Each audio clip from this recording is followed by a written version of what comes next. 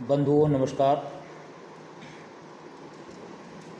चलिए आज हम बात करते हैं भांडेर के युवाओं के सामने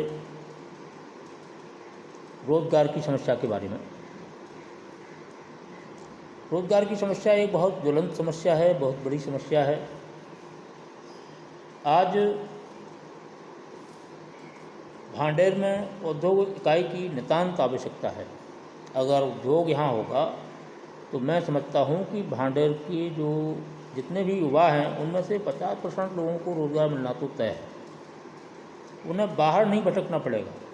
आज हमारे बच्चे नौकरी ढूंढते हैं और वर्तमान में भांडेर का हमने ट्रेंड देखा है कि मैक्सिमम लोगों की एक ही इच्छा रहती है कि चलो भाई हम बीटीआई करते हैं, बीटीसी कर लेते हैं और बीएड करने के बाद हम शिक्षक बनेंगे। मध्य सरकार की स्थिति ये है कि शिक्षक बनाने के लिए वो कम से कम 10 साल और 5 साल में विज्ञप्ति निकालती है, तब तक हजारों युवा बेरोजगार हो जाते हैं। ऐसी स्थिति में बेरोजगार होने से पहले लोगों को एक रोज़गार मिले,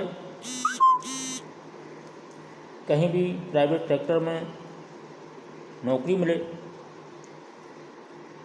इसलिए मेरा आप लोगों से अनुरोध है कि आप लोग जन संघर्ष वाहिनी को सहयोग करें, पुरजोर सहयोग करें, जितना हो सके उतना सहयोग करें। कम करो ज़्यादा करो लेकिन सहयोग करो। आप इसे अपना भी दायित्व समझें कि हमें जन संघर्ष वाहिनी को सहयोग करना है उद्योग के लिए। जन संघर्ष वाहिनी की आवाज़ सिर्फ उद्योग के लिए है, किसी दूसरे विषय के लिए नहीं है। दूसरी लड़ाई हमसे हम लोगों को कोई मतलब नहीं है। केवल एक ही बात है, एक ही संघर्ष है, एक ही आंदोलन है। जन संघर्ष वाहिनी के माध्यम से उद्योग की इकाई भांडेर में स्थापित। अभी हम लोगों ने माननीय मुख्यमंत्री महोदय को 5000 पोस्ट कार्ड भेजे। इसके बाद एक हस्ताक्षर अभियान चलाया।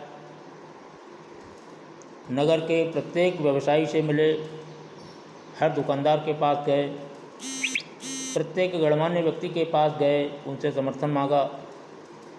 हर गांव में जाने का प्रयास किया, जितना जा सकते थे उतना गए। इसके बाद कृषि उपज मंडी समिति में उस प्रांगण में भी वहाँ के पल्लेदारों से मिले, वहाँ पर उपस्थित किसानों से मिले। ठंडा जल, आरओ का पानी की व्यवस्था हम लोगों ने की और वहाँ समस्त उपस्थित किसानों को, व्यापारियों को एवं जो वहाँ पर श्रमिक थे उन्हें शीतल जल पिलवाया।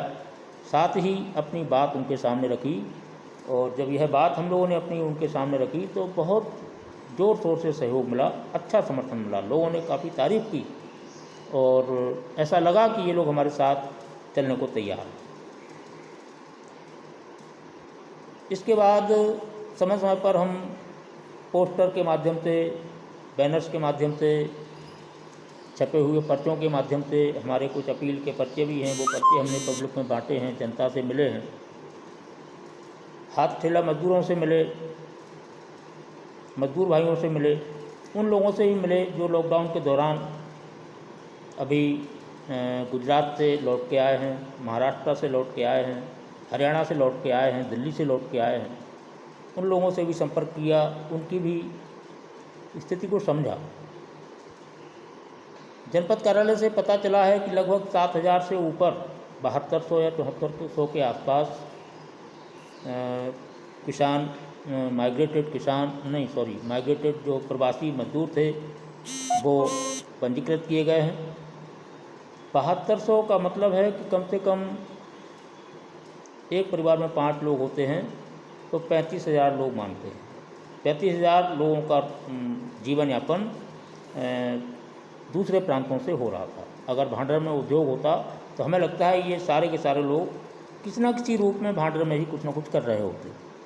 ज़रूर नहीं है कि उस उद्योग की इकाई में सबको नौकरी मिले, सबको रोज़गार मिले, लेकिन वह एक रोज़गार का माध्यम जरूर बनेगा। इकाई के आसपास एक बाज़ार तय होगा, वहाँ जो दुकान रख सकते हैं वो दुकान रखेंगे, जो और दूसरे काम कर सकते हैं वो अपने दूसरे काम करेंगे। कम से कम हमें लगता है कि एक इकाई में 5 से 10 हज़ार लोग निवास करते हैं। वो उन 10 हज़ार लोगों का से भांडर के तमाम लोगों को नया रोजगार मिलता है। इसलिए बंधुओं, वर्तमान परिस्थिति को देखते हुए आज हमारे युवाओं के सामने जो रोजगार का संकट है, उस संकट से निपटने के लिए संघर्ष तो करना ही होगा। आज नहीं तो कल संघर्ष आपको भी करना होगा। आज नहीं तो कल ये आवश्यकता आपकी भी होगी। इसलिए मैं आप लोगों से बार बार विनम्र निवेदन करता हूँ, बार बार हाथ जोड़कर निवेदन करता हूँ कि आप भी इसे अपना ही काम समझें, अपना दायित्व समझें, अपनी भूमिका इसमें निश्चित करें। आपका रोल बहुत महत्वपूर्ण है। अगर आप हमारे साथ होंगे तो मैं ये फिर कह रहा हूँ कि हमारी एनर्जी डबल होगी। हम जिस ऊर्जा के साथ अभी काम करते हैं वो ऊर्जा हमारी और ज़्यादा मजबूत होगी, काम करने की क्षमता बढ़ेगी। बस आपका सहयोग चाहिए। इसी के साथ जय हिंद, जय जन संघर्ष वाहिनी। नमस्कार।